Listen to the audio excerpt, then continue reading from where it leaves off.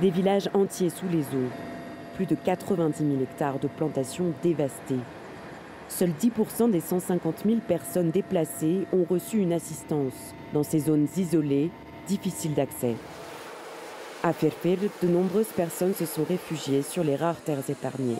Je ne sais pas dans quel état est ma maison. La dernière fois que j'étais dans mon quartier, il y avait tellement d'eau que je ne pouvais rien voir et je ne sais même pas si elle a été emportée. On ne mange pas tous les jours à notre faim. On demande de l'aide du gouvernement, car c'est urgent. Plus au sud, l'eau se retire peu à peu, laissant derrière elle une épaisse couche de boue. Les habitants ne peuvent que constater les dégâts. Quand il pleuvait, nous avons essayé de bloquer l'eau avec des sacs de terre pendant 20 jours, mais à la fin, c'est devenu incontrôlable. L'eau a tout emporté. Nous avons perdu tous nos ustensiles. Beaucoup d'animaux sont morts, des poulets. 4 personnes âgées sont mortes.